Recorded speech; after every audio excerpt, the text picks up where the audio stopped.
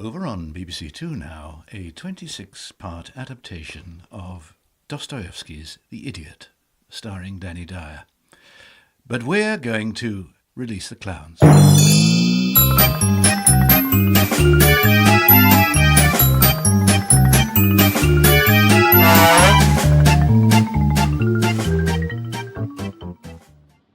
Okay, so just pop your chin here and look up at the chart. Right. So, will this be your first pair of 3D glasses? Yeah, I never thought I'd end up needing 3D glasses. People will start calling me Four Eyes. No, they're 3D, remember? Sorry, 12 Eyes. When did you start feeling you might need 3D glasses? Well, I was watching a film the other day and suddenly realised I was following the plot, yes. Oh dear. No, we can't have that, can we? Not in a 3D film. God, no. Now, look at the chart and tell me how far down you can see. Right, let's see. There's a helicopter coming straight at me, a sort of dragon flying over my head, a golf ball coming straight at me. Oh, yeah.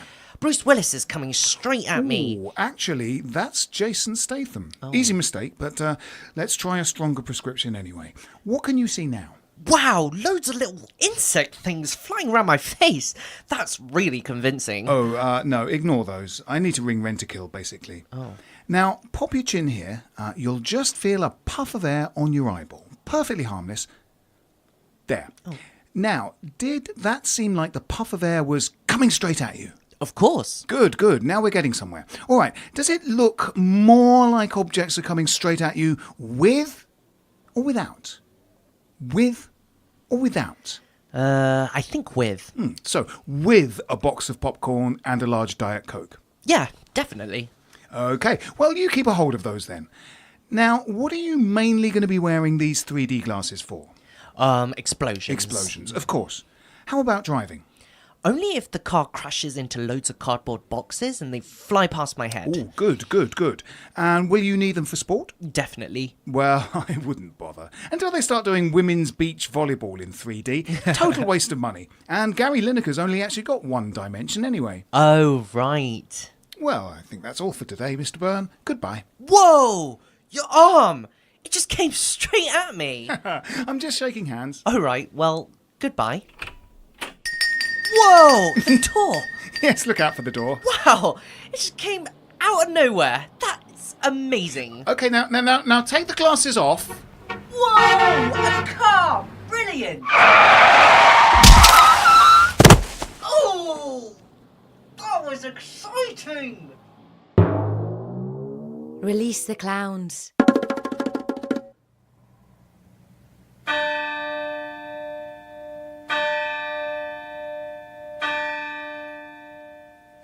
Nous sommes réunis ici aujourd'hui pour réfléchir et célébrer la vie du genre. I'm just saying, no one looks familiar. They wouldn't. We don't know any of Uncle Pete's French friends. He came here to escape. Rob and Sue are probably at the back somewhere. The traffic was a bloody nightmare. I don't know. Rob said to be careful at that roundabout. It was busy. I'm sure they said left.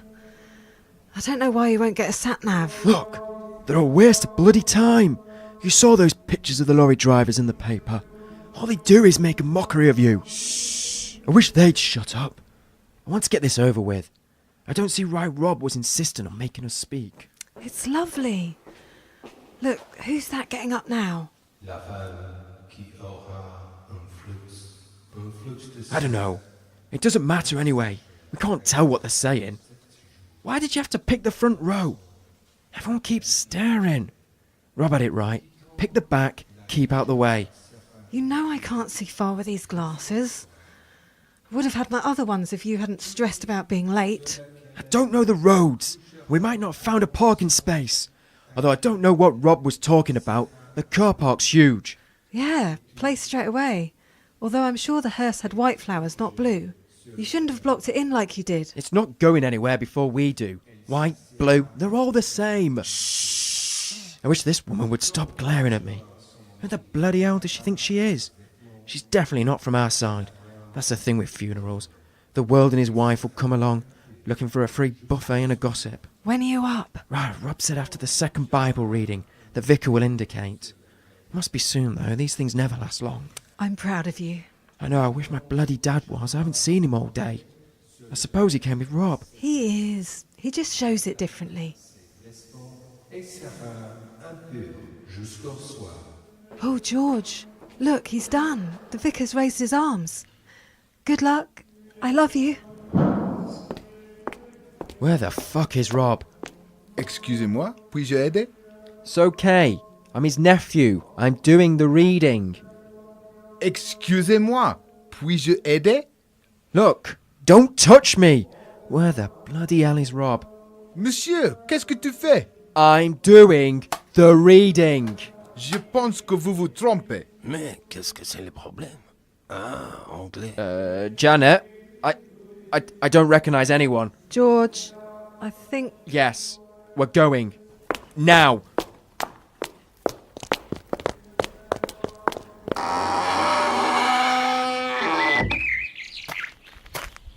I told you Rob said it was right at the roundabout. All right.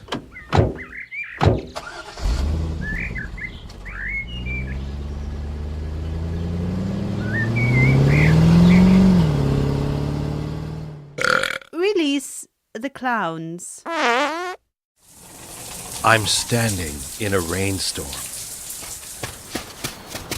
I'm running on a beach. I'm driving a big car through the desert, wearing a Zapata mustache and a trilby hat. I'm atop a snowy mountain, wearing nothing but Speedos, standing next to a cross-legged ancient man. Who are you? Who is anyone? No, really. Who are you? And why are you on my mountain? I'm laughing for no reason. I'm crying in a flower garden with a duck. I'm back in the desert, digging a hole. I'm stuck in a tree with a woman screaming. I'm swimming with disgruntled dolphins. I won't give them my trilby. Back in the desert. Why am I digging a hole? I look smug and confused simultaneously. The ancient man on the mountain is phoning the police. Oh, yes, hello. He's vocalizing his internal monologue. I am afraid for my safety. I'm laughing again. Now the duck wants my trilby.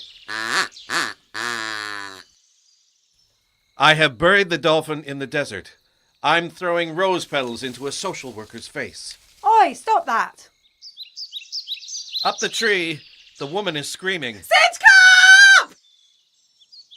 Why would a dolphin be in the desert? Was it carried here by an otter?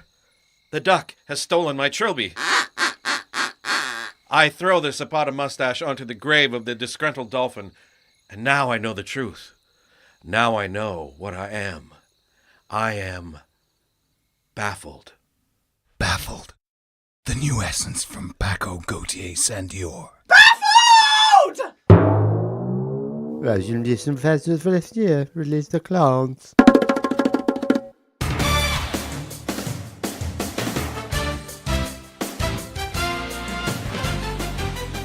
Hello and welcome back to our coverage of the Olympics, the international festival of bafflingly random physical activity.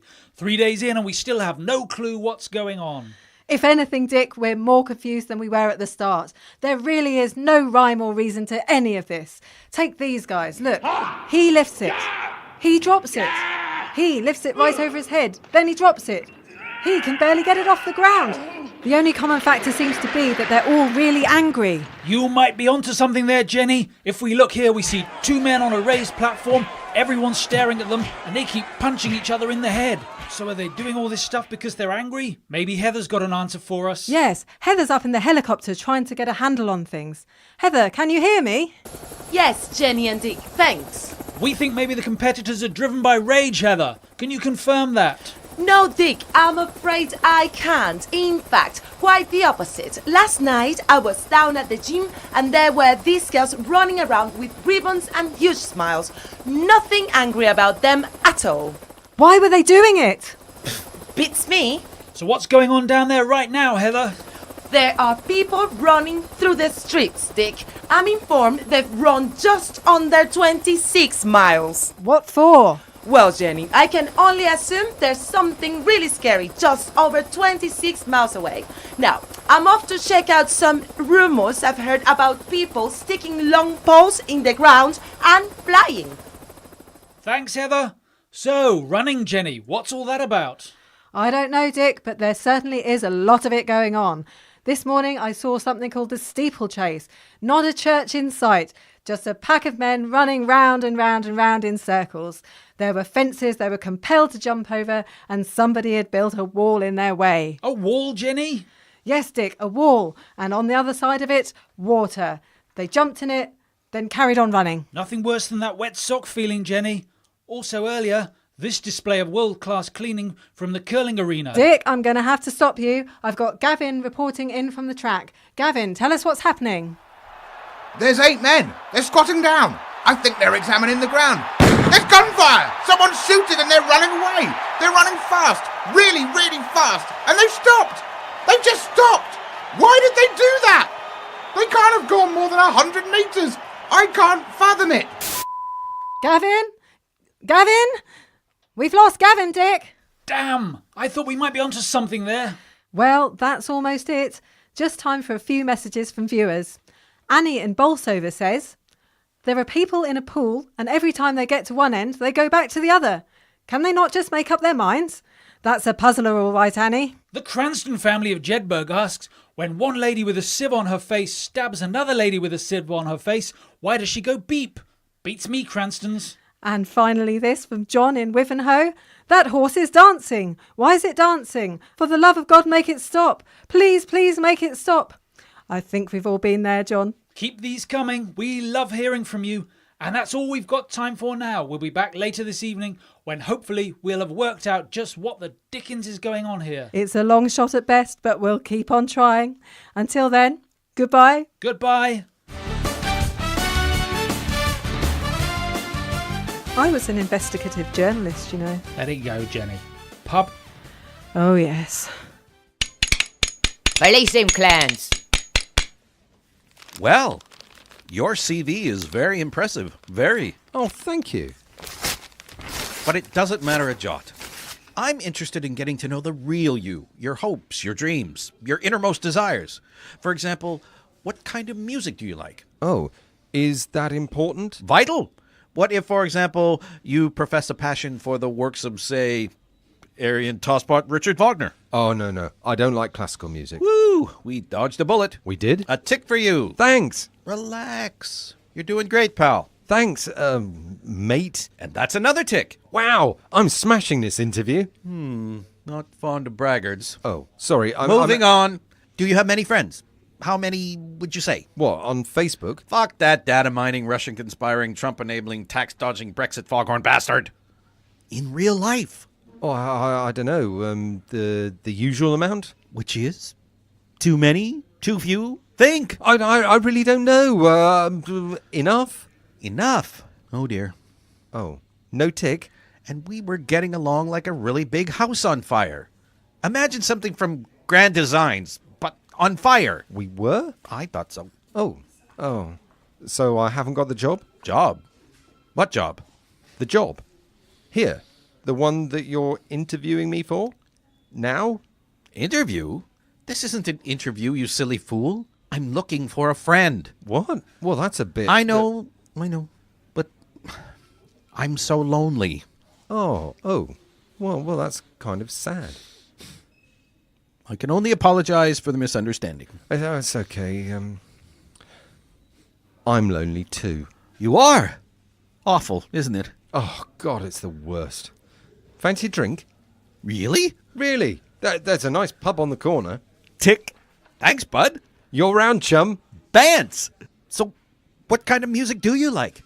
Free jazz. Me too. Release the Clown starred Casper Michaels, Karen Morden, Alex Marion, Joe Clegg, Marco Chu, Helen Duff, Phil Whelans, Jonathan Thake, Emily Sargent, Holly Meachin, Nick Hildred, Naomi Bonifaux, Martin Hyder and Phil Nice. It was written by Alex Marion, Nick Hildred, Phil Whelan, Simon Littlefield and Joe Clegg. The show was produced by Nick Hildred and Alex Marion. If you like Release the Clowns, then don't forget to tell all your friends about us, so they can have a laugh too. They can find us on iTunes, Spreaker, Acast, Podbean, Stitcher and loads of other platforms. See you next week.